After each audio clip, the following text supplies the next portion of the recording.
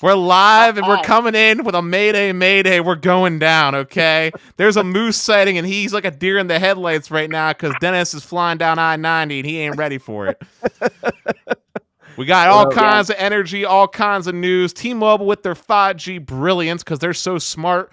We got a FirstNet combining with AT&T shenanigans and other nuclear bombs that are about to be dropped. And I'm sorry, Sneed, for taking this intro from you. I'm just feeling it right now. It's all good, man. Dennis, Moose, thanks for being on the show tonight.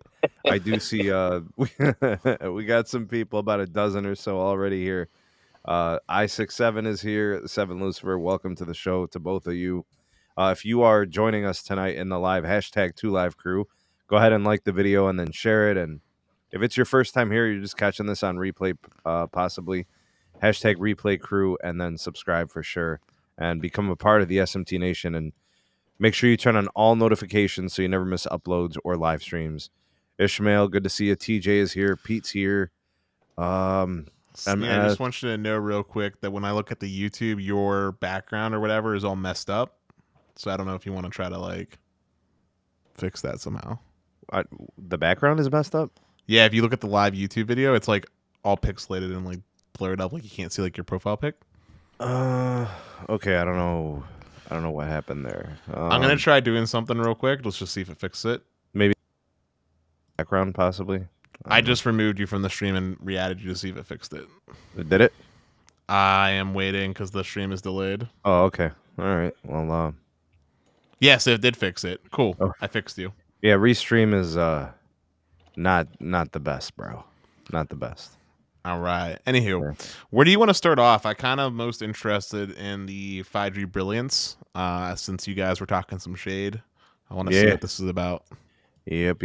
All right, so I got that up there. I just put the link in the live chat for those that want to check it out on their own, and I'll do a screen share as well, and then we'll just kind of slice and dice. Where did this go? There it is. All right, so this is from Mike Dano. This is Randall Stevenson's son. They say he looks like him. I don't know. God damn. All right, so the basic premise here is that T-Mobile is pulling off incredible moves in their 5G network, right? The fact that they've been able to, what I think is actually, they've executed well enough, I think, to repair whatever issues they've had in their 5G network. I've always felt like, the things that they had to do to shore up their 5G network was get as much 600 megahertz as possible, and then get it in more places in larger amounts, right? Increase the bandwidth. Become the owners of it as opposed to the leasers. Take, for example, they were leasing from Dish, and then they had the fallout with Dish, and then Dish took it away. Like, that's a horrible situation. The fact that some other company is in control of your biggest asset. Like, their coverage relies on N71. So to have a company giveth and taketh, it takes the power away from you. The same thing with the N41. They lease from a lot of institutions. They don't own in a lot of places. It's very fragmented. And I think it's kind of what I'm alluding to. It's both parts of their 5G network are extremely fragmented in a lot of places, and it's a less than ideal situation. It limits their ability to have deeper, meaningful channels on what they've leveraged their entire future on, right? Like, everything they do now, they talk about, is 5G. They've completely punted in LTE. So they had to shore this up. There was no way around it. Things are working out quite nicely with the 2.5 gigahertz Spectrum Auction 108, and that's good for them. They're spending probably less than they even thought, and then that money can go towards other assets like, the 600 megahertz probably as being a piece of it, and then I think also just network upgrades, supporting the CapEx more thoroughly. But it's not. There's no brilliance here. Like, this statement, the quiet brilliance of, it's not brilliance. It was a gamble. This could have played out with another carrier or carriers deciding that they want to destroy T-Mobile, disrupt, force up pricing, just block, C blockers, that could have happened. And I think just the stars are aligning. I mean, they're executing. I'm giving them credit for that. But like Spectrum from Sprint, the N41, the 2.5 gigahertz, that's been heavily flawed and problematic for a long time. And the 600 megahertz has been flawed and problematic for a long time. This was all a gamble. Like it doesn't necessarily mean that it could have worked out perfectly this way. I mean, I think it has worked out pretty well and things are coming together for them, but it wasn't a guarantee that it would. So there's two things I want to say real quick, Sneed. One, when it comes to gambles or things that we consider brilliance in history, it's always determined hindsight 2020 style. Yeah, after it all plays out, right? Yeah, so I don't have too much of a problem with the phrasing here, but I do have a more important question that I think should be answered so that everybody, including myself, can understand. You mentioned that 600 megahertz specifically has been rather problematic. I wanted to ask you what specifically about the 600 megahertz band has been problematic compared to other low band frequencies. It's just fragmented. It's not that it's been problematic in the sense of the... Wait. The wording is very simple. You're asking what has made 600 megahertz problematic? Yeah. Licensing. Well, interference with medical devices. Yeah, but even those can be managed. I'm not going to... No. Hold up. Even today, there's issues with certain equipments at hospitals here in the Dallas area. So how is that manageable? Yeah, but like that argument can be said about, I mean, you could say that argument about C-band right now today. Like that's not a low band. You said low band. I'm just saying, like, what about, so let's be clear here from my positioning when I say this. In my eyes, all low band was problematic in one way or another, whether it be because of fragmentation, as Sneed had lightly touched on, or whatever. But when Sneed was talking about, he said 600 megahertz has been rather problematic. I didn't know if he was differentiating or specifying something outside of that grand scheme of the broad stroke, which is why I asked for a more defined question and answer. Yeah, I'm not gonna speak directly to like the frequency behavior. I'm just speaking to the licensing piece. Like leasing it from Dish, not wanting to pay for it from Dish after that whole like pandemic borrowing thing that they did, and then paying for it on lease from Columbia Capital. I mean, so think about it like this, Dennis. They've been paying for it, right, to lease it. Sure. And now they're buying it for double what it would have been in 2017 in the initial auction phase. You see what I'm saying? So to me, there's nothing brilliant about this. They're just trying to clean up a mess. Sure, but on the same token, as we also know, they didn't have the cash back then to afford to buy more. Right? See, and I want to agree with you there, but it's like every company takes on debt to make investments to make their company better. What made them different? Well, T-Mobile back then was a smaller company with at the time, broke Deutsche Telekom. Like, to take on debt, you have to have assets to bank against, and both T-Mobile and Deutsche Telekom were asset poor, right? So there was nothing to, like, they wouldn't have been able to generate the money because they didn't have the assets to put it against. That was the problem, right? Yeah, but I don't... Like, what I'm saying is, if you're willing to spend $3 billion, why can't you spend $4.5 billion? I get that, but like what I'm saying is, I'll translate this to a simple analogy. A 16-year-old version of Dennis wants to buy a house. He wouldn't get approved for $250,000, even though he wouldn't mind taking on that debt because he didn't have any assets to his name. But the 25-year-old version of Dennis was able to because he had things like a 401k and other things that he could, and like, history, salaries, right, that he could actually prove that he could afford. That's not a lot of debt. It was a small analogy, but when we're talking about the $1 billion differences here, I'm saying T-Mobile didn't have the assets. What assets did T-Mobile have prior to the merger? I still don't understand how a telecom with at the time probably 60 million customers couldn't get an additional $1.5 billion. Am I in? Yeah, you're in. Well, remember, when they were doing their auction, didn't they have to go to like 10 different lenders or something stupid? No, when they did the merger, they had to get like 10 different lenders. I thought it was only 6 on the merger. My point. my point being here is like when they want to do that merge, right? They had to do like 6 different lenders, right? And it was a struggle, right, to generate the money needed, right, to do the purchase.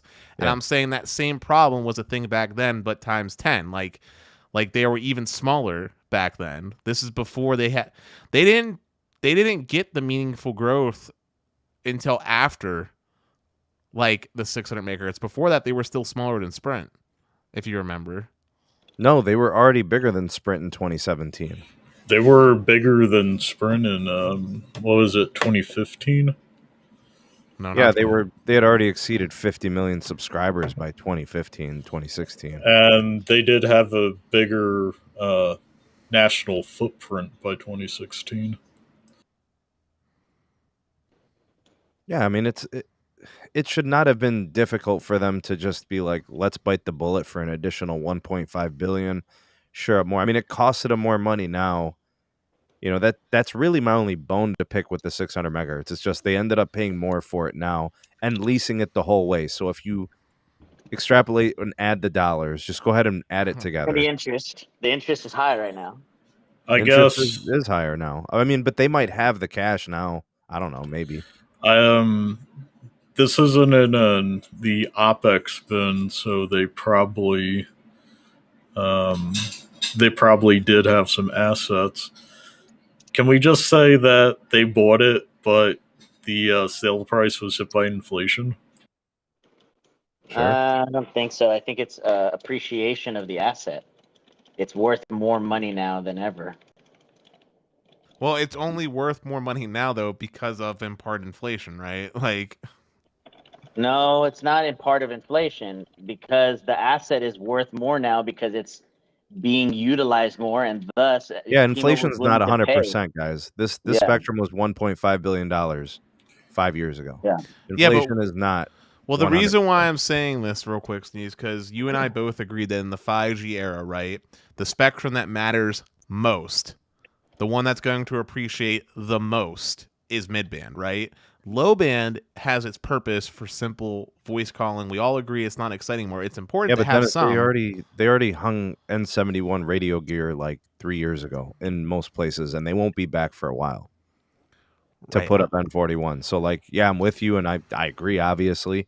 But, like, that spectrum is low band. It's so crucial to T-Mobile that people told me that when T-Mobile was using Dish's N71, 600 megahertz licenses, they said their speeds went from barely usable to excellent. Like it went from like 2 to 10 megabits downlink during peak to like 70, 80 megabits during peak. Like that's major, because that means that performance is resilient. It's going to work inside. It's going to work outside. That's wonderful. You know, it's an additional 10 to 20, 30 megahertz possibly. Yeah, I mean, look, my whole thing on low today, it's obviously. But my whole thing on low band is this: like going from 5 to 10, right? That's uber super meaningful, right? Because 5 megahertz, you can't do anything with it. You can't even do full power on it, right? Like, but going from like 10 megahertz to 20 megahertz, while it's still an improvement, and very like from like a capacity standpoint, if we're talking about what it's going to do for you on cell edge, which is really what low band is for, right?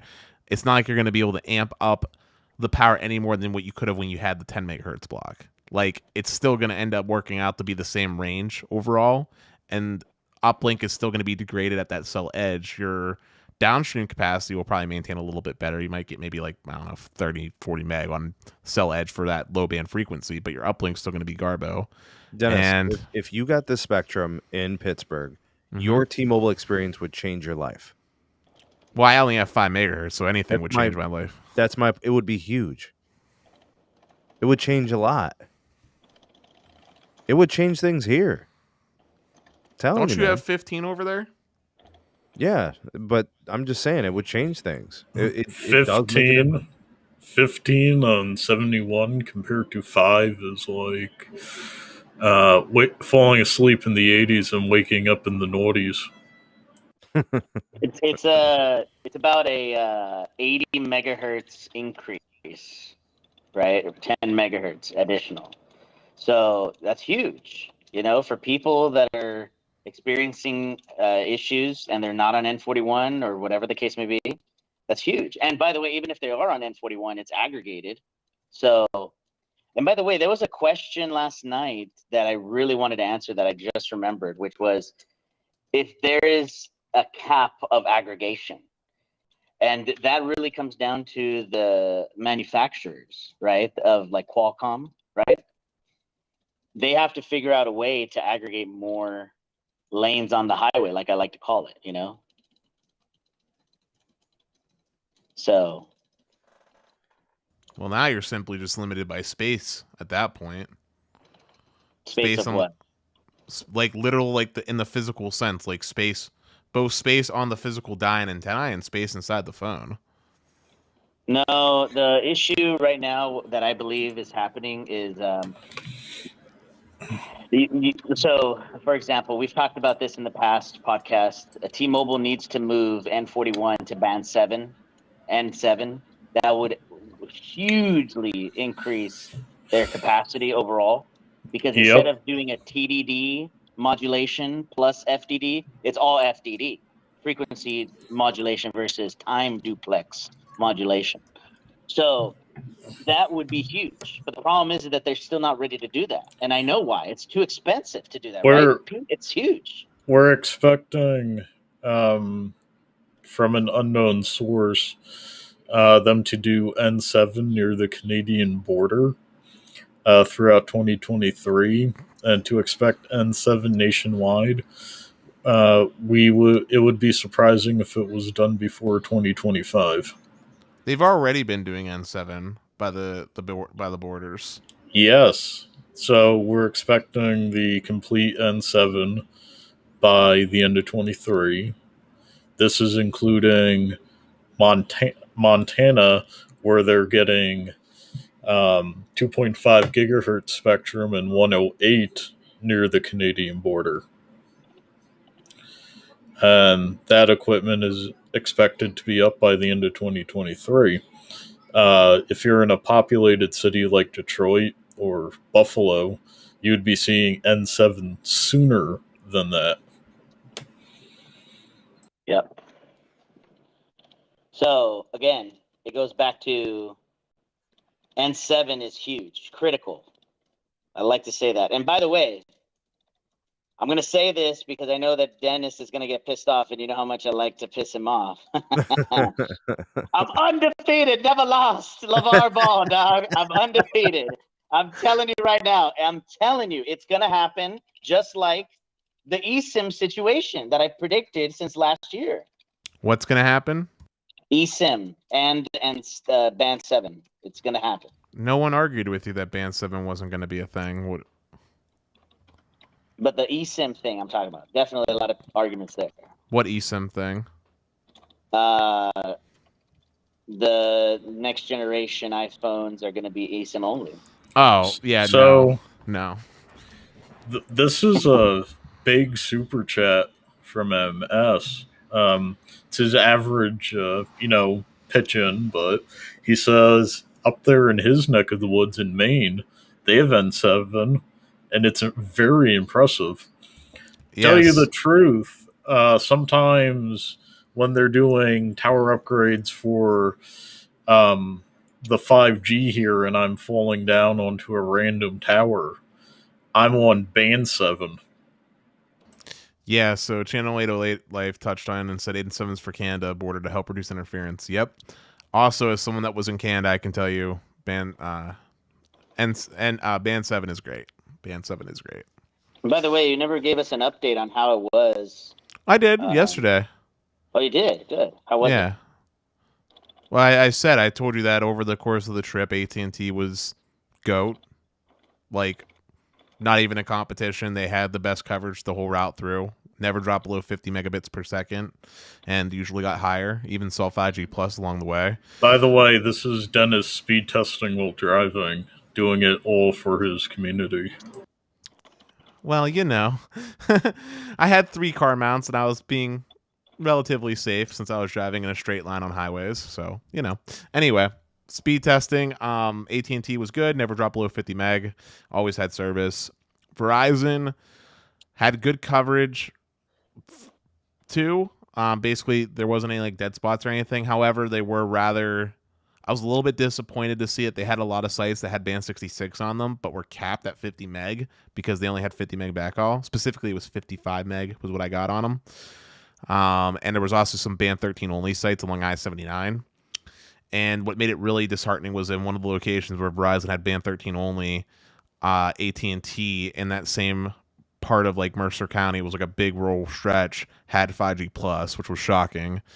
And and then T-Mobile, I don't want to say I was proud of them because I had a conversation with Sneed. He made a good point, but I was happy to see that T-Mobile, for the first time since the merger, actually demonstrated real improvement by having native coverage the whole way through.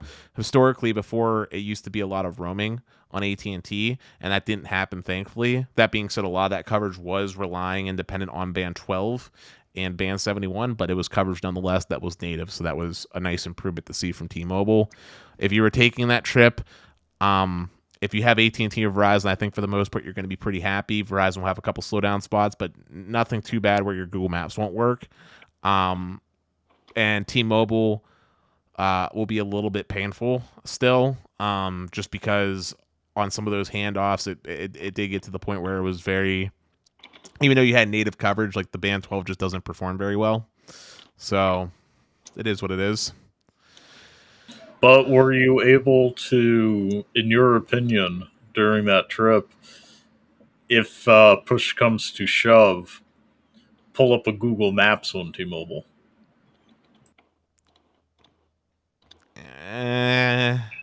Probably. Wait a minute. Hold up. Are you saying to me that the bare minimum criteria is to pull up a GPS? I was thinking bare minimum was able to make a phone call because, as I said before, T-Mobile didn't used to have native coverage. At least they do, and they were able to make a phone call, which is important if you break down. I need to call like AAA or something. So at least they had service, which is why I was saying I wasn't proud, just happy to see that they had native coverage. And to Pete, I'm giving you an on the Google Maps because, as I mentioned, the data would sometimes be unresponsive. So you'd probably have to try for a minute if you were in one of their bad spots between handoffs. But it would probably work. Yeah, I only drive with a road atlas, so. To be fair, I had Google Maps pre-installed on my iPhone when I was making my trip, just in case I didn't have service with anybody, so I had all the maps like downloaded on my main iPhone. So like, Dennis, do you remember what a road atlas is? I know what a road atlas is, Pete. I have the power of Google. But no, I do remember. I remember MapQuest. Wait. Back up the truck. Do you know what a road atlas is? Yes, I know what a road atlas is. It's a book that has maps, and it's like the thing that precursored MapQuest, where you print out the maps. Yes. Yeah. Every time I go on a trip, I get an updated Grand McNally. Listen, you can still buy them at some gas stations around here, believe it or not. They still sell them. Wait, but Dennis, let me ask you this, because I know Pete answered his. As a roamer, right? Roaming, right? What is the bare minimum connectivity that you would accept as a foreigner, in roaming in another country? We're talking about now when I was in Canada. Like, I'm actually... Okay. Bare minimum connectivity I would expect is at least 25 meg. Wow, that's high, dude. My bare minimum is being able to send a text message. Well, Moose, hear me out on the reason why I said that benchmark. Yeah. When I roam internationally, I'm expecting my latency to be worse because all traffic gets rerouted through the U.S. To help make up for the higher latency, I'm expecting a higher throughput to help compensate for that to some extent, so that when I'm waiting for something to happen, more things can load in that 1 second of time frame just from having that little bit of a bigger pipe. That's the reason. And also it's Canada that we're talking about, and Canada is very well developed. And I know for a fact, because of my speed testing, that getting 100 meg plus regularly isn't actually that crazy for Canada. So I would expect at least 25 meg considering all the capacity that was available on their network. So Dennis, what is your ideal activity when visiting the healthcare utopia up north? My ideal activity? I'm not sure. Yeah, like I go to whenever I visit Canada, I track down a restaurant on Google and maybe book a hotel and go to a World Heritage Site or one of Canada's amazing Canada parks. Yeah, I mean, when I was there, we ate a lot of good food, which was awesome. The hotel was pre-booked for me by a buddy up there, which was awesome. Um, and I checked out the I think it's called CC Tower, if I'm not mistaken, and that was cool. So, Wait, I wait, ate. wait. But for Mexico, you're also thinking 25? Oh no! I thought Okay. we're still talking about Just Canada. Canada.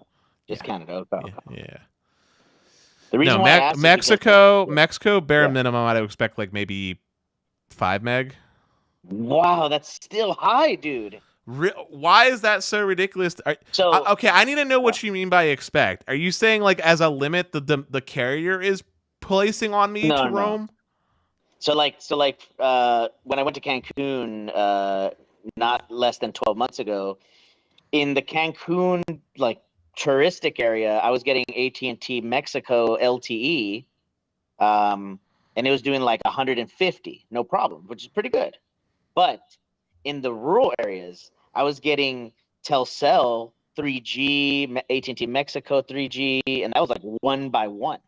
Yeah, 1 I'm not meg by 1 talking meg. about 3G though, man. Like I'm Yeah. expecting I'm talking about LTE obviously. Like let's be real here. If I'm going to another country, right? At least for the first time, I'm probably not going to go to like a super rural area. I'm probably going to stick in the cities because that's usually where all the touristy spots are, right?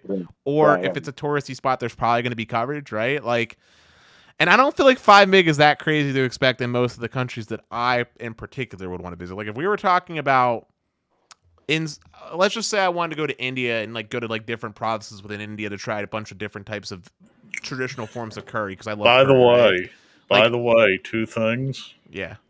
One, India is divided into states, and two, curry is a British dish. You're thinking masala. Masala. Okay. If I wanted to go to India and visit the different states within India and try different localized versions and seasonings of masala, then I would be like, yeah, I know my performance. I'm probably not gonna have service in a lot of spots. Like I just go in expecting that because India is a massive country with a massive amount of people, and to try those localized cuisines, it's gonna require me to go into some pretty like rural parts of India. But if I'm going down to like Cancun, Mexico, like you mentioned, which I've never been to Mexico, by the way, but if I went there, Whoa. what do you mean? What? I'm from Pennsylvania, dude. Mexico's like, dude, Pennsylvania is super hot right now. They're literally talking about the border crisis in Pennsylvania's Senate race. I mean, come on, man. What do you mean? Don't tell me that you haven't been to Mexico. I haven't.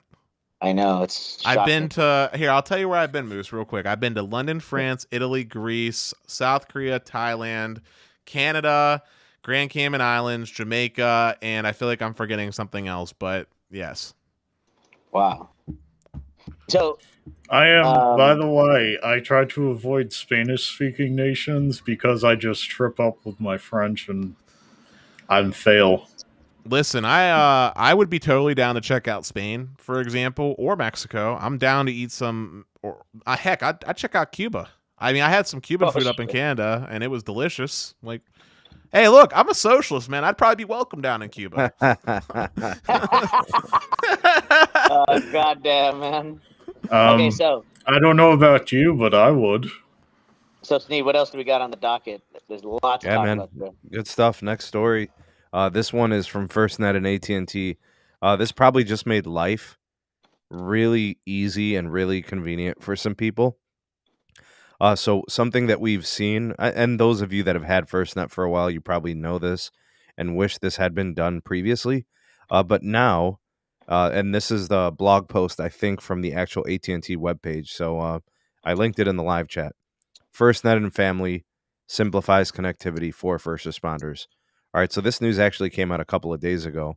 But now I think what people are going to be able to do and appreciate is for those that qualify and are FirstNet customers, you get to kind of have your single account with all of your family lines and all of your family connectivity devices on the same account, right? And this would include like the discounts with like family members and all the different ways they might be connected with all their devices.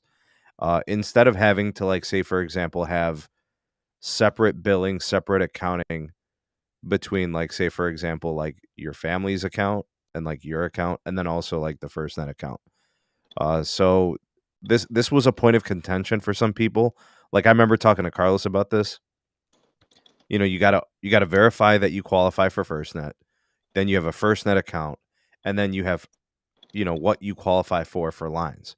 Well, now you can put the verified FirstNet user and then all of the family lines on there with the qualifying discounts that the family qualifies for the services that you're using, right? So I don't know. Some of you may not think this is a big deal, but like, here's some of the things you could see here. Individual first responders can get 50% off of 3 months of FirstNet service when they purchase a new FirstNet ready smartphone. So that would be like, an iPhone, for example, right? Uh, so there's a discount service on service. They've got deals on smartwatches, so like Galaxy, Apple Watches. They sell all the Galaxies at the stores, at AT&T stores. So you don't have to feel like, oh, I gotta go and buy a phone that's not an iPhone. Well, actually, you just want to make sure that you get the AT&T variant because of firmware and updates and activation. It's just best to do it through them. So don't shoot yourself in the foot. Try to get cute, with buying Galaxies unlocked from Samsung. It's going to be a pain. But what do you guys? Well, I should kind of start with Moose here. Moose, this is a pretty big deal. It's ultra convenient now in this way, and the discounts and stuff. What do you think, man? Well, I mean, it's perfect timing, right before the iPhone launch next true. month. Yeah. It's I have several neighbors of mine in California from my parents' house that their entire family is nurses or law enforcement. So this is huge, right? Because separately they would have, a FirstNet subscriber account, and the rest of the family that's not, in law enforcement or a nurse or a doctor, right? They would, be on their AT&T regular account, right? Their consumer account. So yeah, this is a pretty big deal for the first responders. I know that there's a website out there that perfectly defines it, where it's a gentleman that's a firefighter. Half of his face is in firefighter mode. The other half is in family mode. Like the SMT, right? He's Superman when he's in family mode, and then he's the N41 man. Bringing that back, So yeah, so I think it's a great idea. Perfect timing. Customers were asking for this. They did not like having to manage 2 accounts. Yeah, that's right. Yeah, I mean, as someone that like was trying to. So when I was in AT&T store doing the eSIM thing, right, from back when I had an iPhone 11, right, that's when I made my change over to Elite. FirstNet was one of the things I looked at, and the reason why I decided just to have us all go on Elite was because of the separate billing, and it would have been more expensive to do like 1 FirstNet line and 2 Elite lines, right? So it's cool that this is coming about. It's definitely going to help families keep money safe, and FirstNet's a great plan. However, I'm going to come in with a slightly controversial, spicy take. I actually think that it still just keeps things simpler and makes more sense just to do the regular lines. Like, just do all elites or whatever, and I don't think you're actually missing out on anything in doing it that way. Controversial indeed. Yeah, but the FirstNet access is unique, right? You have preemption, you have priority, you've got a separate network core. Like, those things can be major in certain high leverage situations. You know what I'm saying? I do know what you're saying, but I think about Carlos's testing whenever he does the testing on the FirstNet line. Like, I remember FirstNet, for example, had a really hard time with like 5G for like a little while there, right? Yeah. And I also know FirstNet tends to have higher latency because it gets routed differently. And I know what you're talking about, how it gets priority during times of emergency, and it has that dedicated band 14, like that's their band and all that other fun stuff. But I don't know. At the end of the day, like maybe if I had it in my hands and I was testing it like side by side on a daily basis, maybe I could justify it. But the only thing that I can think of that makes FirstNet like good is the unlimited hotspot. And well, hold on, and Pete, I need to get you in on this because you actually were talking about it the other day. This is Yep. Go ahead. monumental. However, I still say if you're a first responder and T-Mobile is still doing a free line, give them a try. What's the worst that happens? You waste a couple hours activating and then canceling. But as somebody who... Wait, can I talk about that one? As somebody who works somewhere who was handed a FirstNet line, I've not encountered this billing issue, but I'm fairly certain my CO would have loved to have shared it with his family, despite the fact AT&T sucks in our city. And how does the pricing work matters. Like, say, for example, what's the pricing for, 3 elite lines?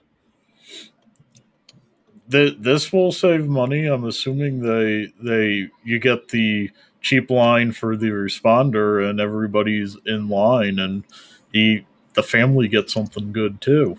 Yeah, but the first responder line isn't actually like, if we're talking about multi-line pricing, the first responder line isn't actually that individually cheap. It's $35, Dennis. If we're doing 3 lines, or if we're doing 1 line, it's 1 line out the door for the first responder, and based on how you set up the family plan, it could be the cheapest line on there. Could be if you got a bunch of elite lines. Yep. I don't know. I just know. Here's what I know. Well, if I really, really wanted to, I could probably get a first responder line, due to reasons.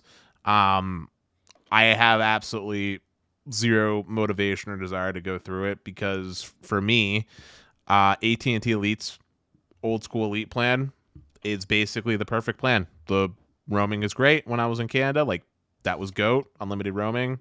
The service is fine. I haven't had issues, and I don't want to go through a nightmare known as AT&T billing and be acquainted with that.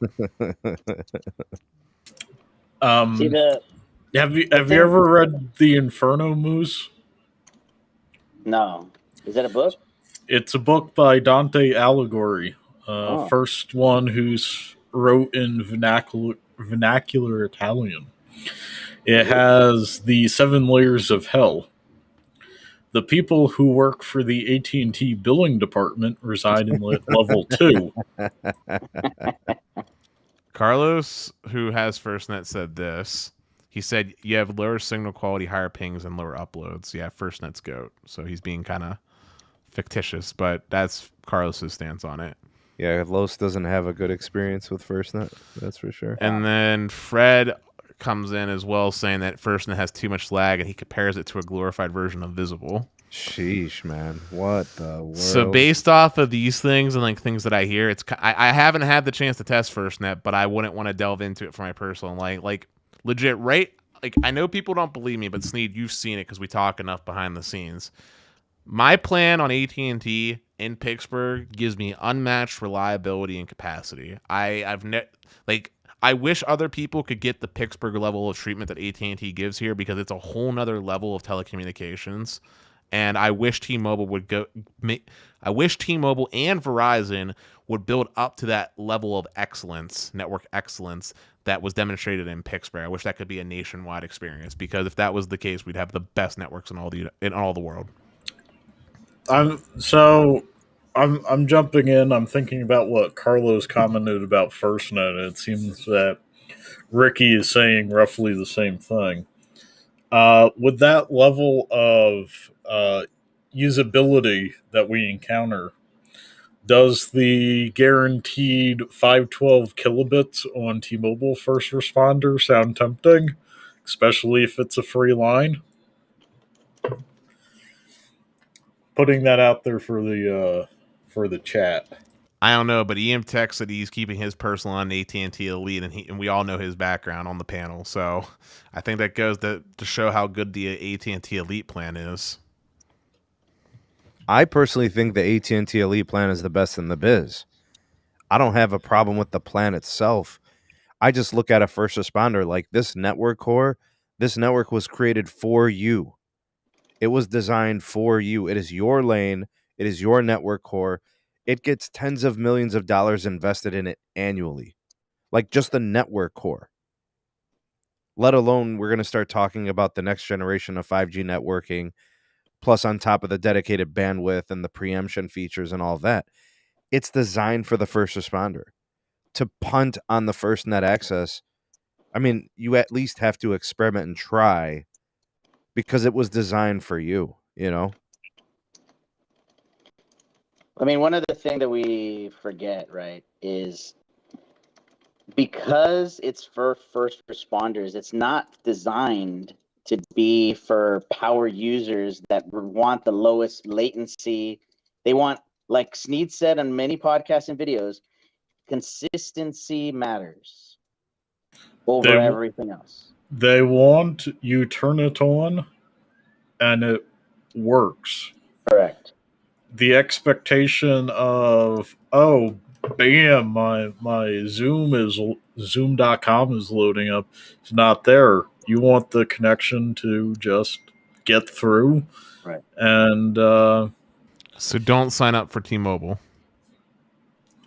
Hey, it depends on market. You got to test it. I'm sorry that for some reason your engineer in Pittsburgh is married to a C-level's wife or daughter, a C-level at T-Mobile's daughter. But yeah, if try T-Mobile in your area if you're a first responder. If it works well, you can save some money. If it doesn't work well, go with the FirstNet. Or stay with the FirstNet. Except don't do that in Pittsburgh. It's going to suck. Mm-hmm. All right, guys. Last story. All right, here it is. Screen is being shared. I think I linked it too, so you guys can check it out. We have 2 new devices, I think, or is it? I think there's a few actually. There's some wearable watch, and then some buds and stuff like that are they're gonna try to hawk them off with these devices. The 2 major devices announced are the Samsung Galaxy Z Fold 4 and the Samsung Galaxy Z Flip 4. All right, so these phones are unique in their form factor.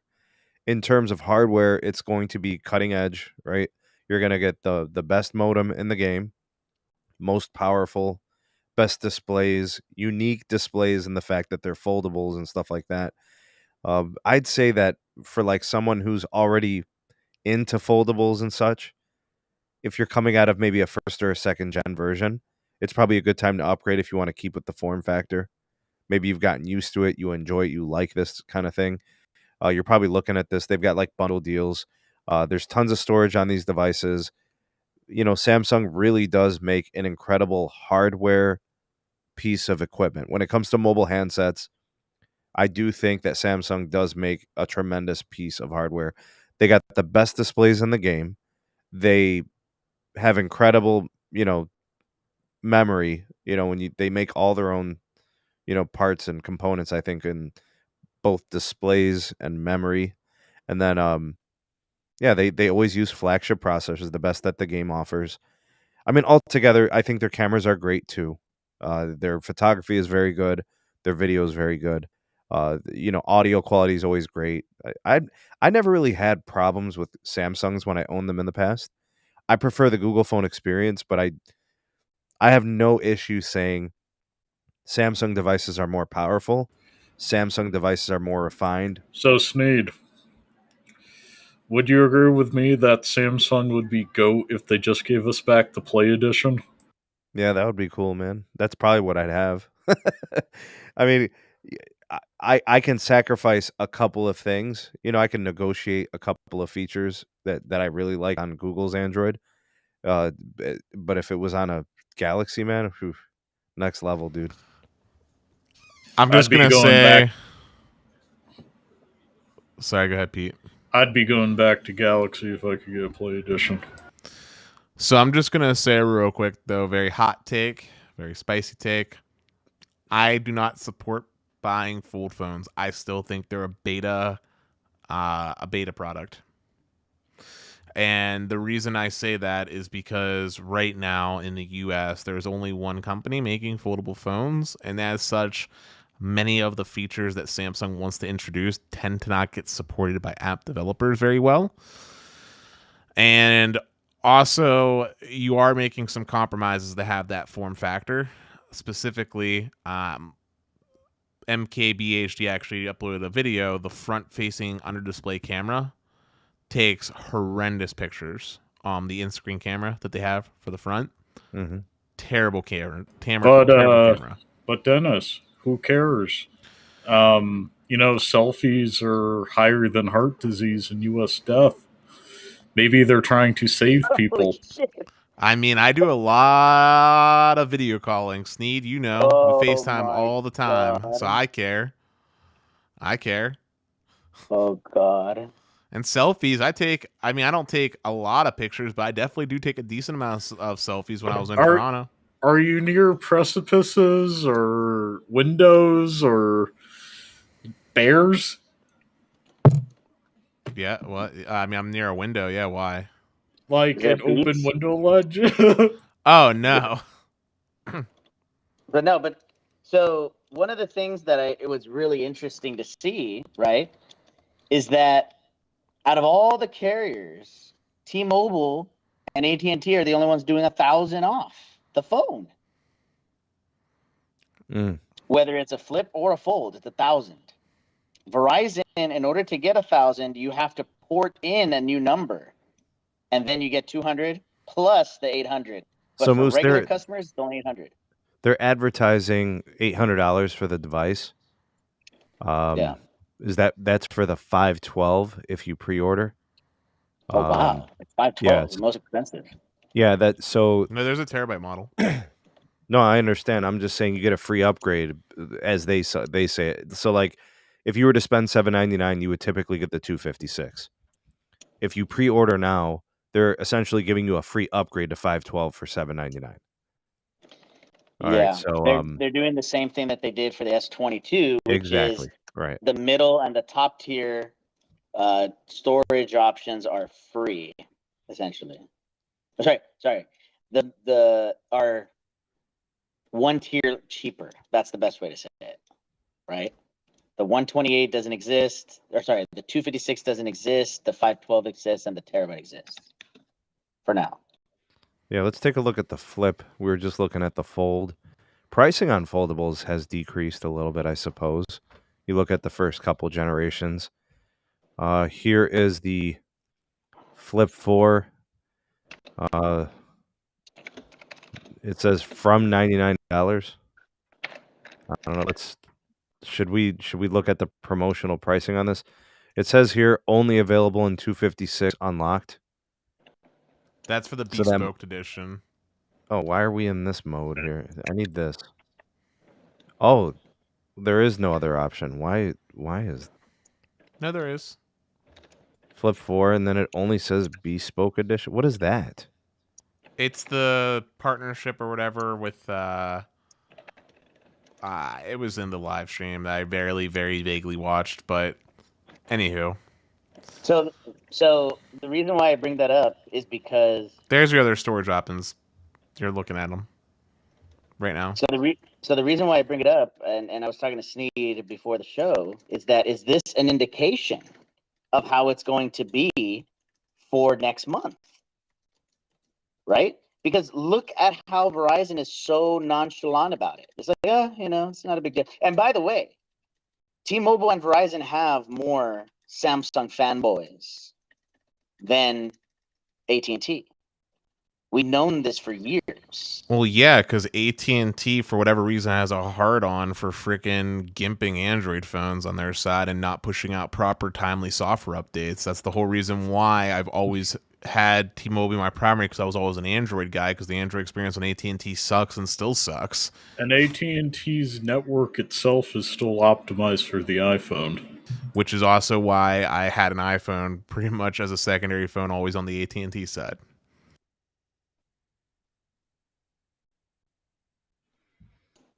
Also, Carlos has a little bit of a point, and I stand beside this, although for a different reasoning, but you should always buy from Samsung directly. Yeah, but again, the carriers give free deal on trade-in, don't they? Yeah. I mean, you can still take advantage of the deal through Samsung's website. Yeah, but again, in order to yeah, but they're not giving you an unlocked model. Like this is going to be a Verizon model. This is going to be a T-Mobile model. That's fine, and then you can call them afterwards to get it unlocked. Samsung will do that? No, you call the carrier and they'll unlock it.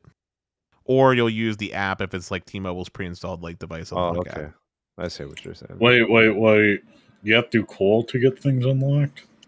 Yes, because a lot of times so in the circumstance of T-Mobile, for example, a lot of times when you try to use their little unlock app, it doesn't work because the IMEI isn't in like their database or whatever. Since it came directly from Samsung, so you end up having to call them, they file a ticket, and then it gets unlocked. Oh, I was gonna say every phone I've ever financed through T-Mobile for other people in my account, they just sent me a message when I paid it off. Yeah, but this is not for if you finance it through T-Mobile directly. This is if you buy, like, say, through Best Buy or say through Samsung, for example.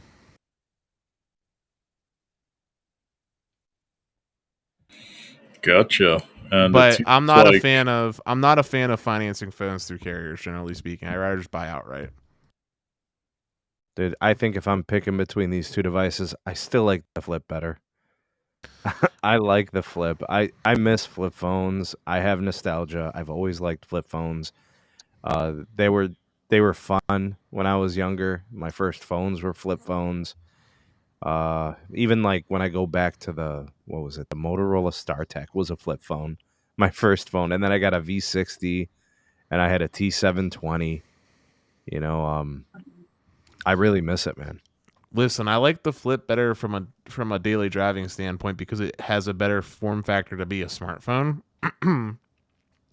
But that being said, I think the current iterations of phones that we have, which is the simple brick, is the better design. You get bigger batteries, better battery life, better specs, and it's less money in the simplified design. The battery life is less of an issue, Dennis, only because I have multiple phones. But yeah, if it was a singular phone, I'd agree that'd be a consideration. Also, as far as missing flip phones, man, I do not miss flip phones at all. The only thing I can say I miss from older phones is the slidey ones with the slidey full-scale keyboard. But even then, like, I'm down to suffer with touchscreens. So you know what's crazy, Dennis? You mentioned that my uncle, right? I call him Uncle Mike, right? So my uncle loves the Fold. And I'm like, why, dude? And he's like, because you can have such a big canvas for Excel, PowerPoint, Excel spreadsheets and all this other productivity stuff. And I'm like, okay. Dude. And by the way, yeah. Moose, I understand your uncle. Yeah. So I'm like, I understand what he's saying because I asked one of my employees, right? I was like, hey, show me your Fold. It was the Generation 3. Show me your Fold. And then he showed me a couple of things. But I do agree that the selfie camera, man, it's not it, man. It's not good. Listen, the Fold is what we wanted, is basically an all-in-one like tablet device. The problem is that while the hardware is sort of there, the software supporting that extra space is not. Now, Samsung came out with a nice quality of life improvement with like the taskbar and the next version of the software, but there's still the issue of third-party developers not supporting this like new form factor, and there's still an argument to be had with like the crease in the middle and what that means if you want to use like the S Pen. And look, the point being is this, okay? I like the idea. This is something we asked for a long time. I just don't think we're quite there yet from a refinement point. Like this was a great first crack and a little bit of refinement on this first crack idea. I just don't think this is like the finalized version. Like, I just don't think we're there yet. Well, and by the way, right, the Flip, right, the smaller clamshell one, right? I would totally take that as a burner phone or like a phone like that I could take it. Like, for example, I'm going to Ultra next year, right, in March. I don't want to take my iPhone 14 Pro Max. Really, I don't want to get stolen. But would I take the Flip? Sure.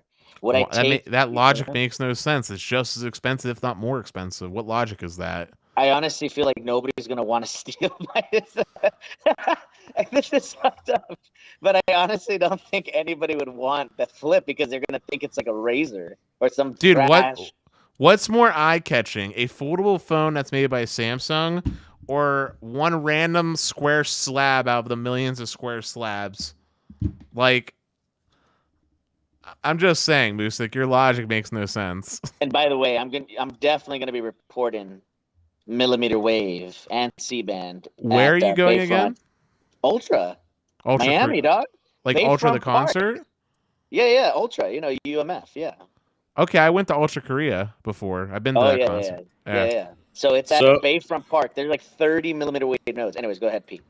So I'm gonna do a demo of what it's like to have a spreadsheet on a foldable phone compared to a non-foldable. So if Sneed could pop up my screen. I got you, buddy. So this is a spreadsheet on the Fold. It's a pretty nice spreadsheet. This is some homework data, but, it's a full spreadsheet. Now, take a look at it on a standard phone. Yeah, and then you can rotate it horizontally. Yeah, but this experience sucks compared to the Fold. But then rotate it horizontally. Let me turn on rotate. Because you're gonna see very quickly it ends up being the same thing. No. I don't get as much data. No. Anywho. Hey guys, just as an update, you can trade in 2 devices with Samsung on the same trade-in process. You could trade in, an iPhone, some other Android, and combine the 2 for value. So, what do you think? I think that if someone feels so encouraged to make Dennis fall in love with a foldable phone and wants to give him one to test, that I'm more than welcome to testing out new phones. But I also think that as far as a daily driver goes, let's be realistic here. If we're talking about our primary phone, I'm gonna stick to simple.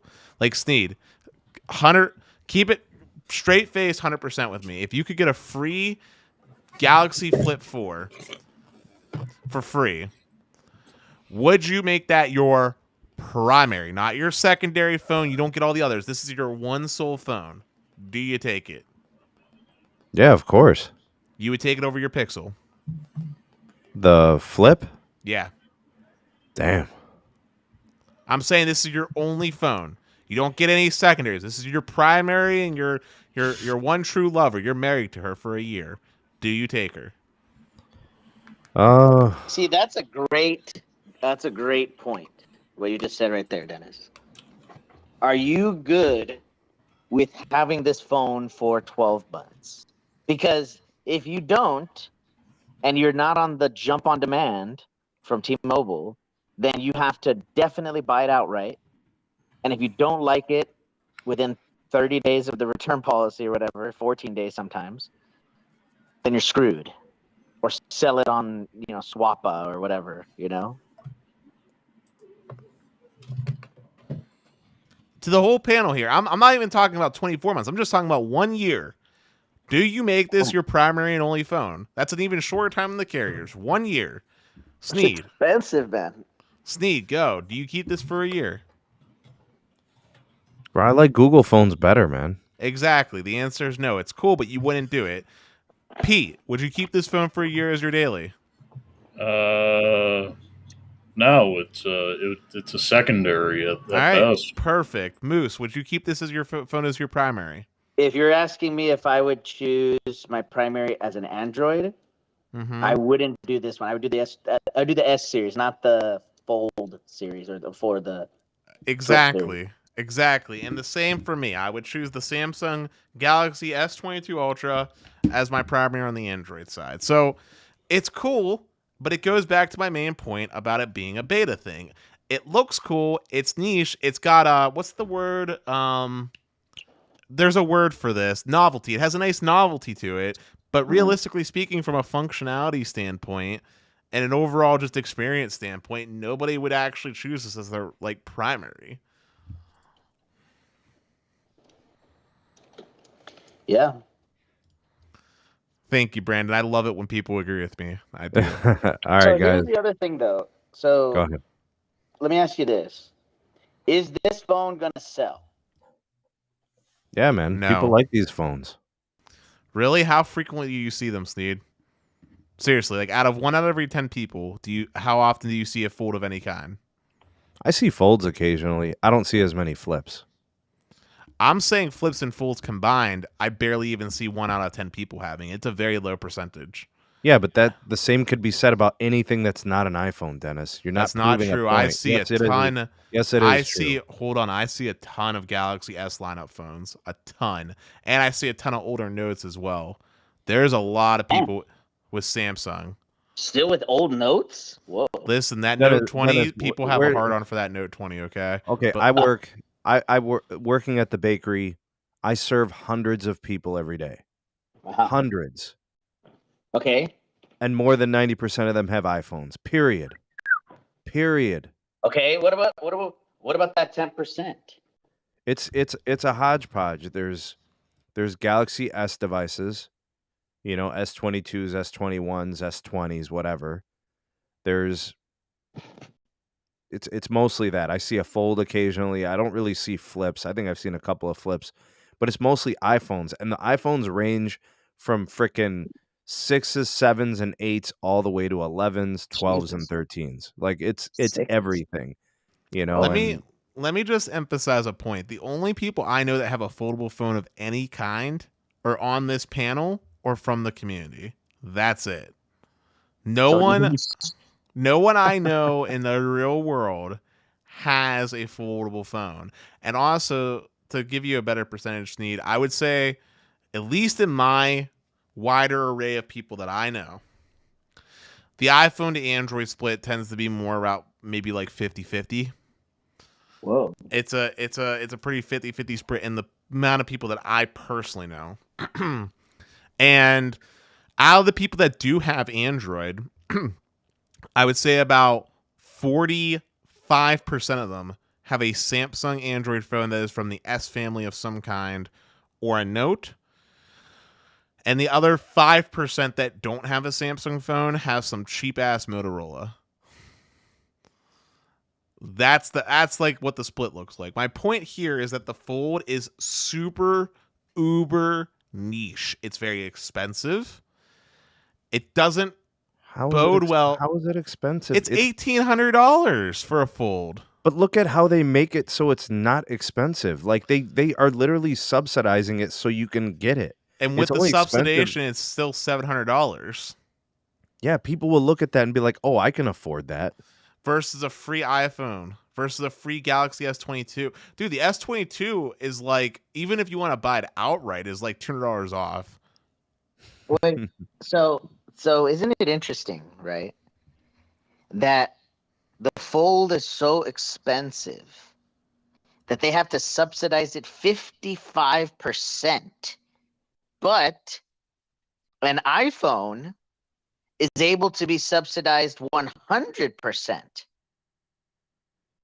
iPhone, 13 was what?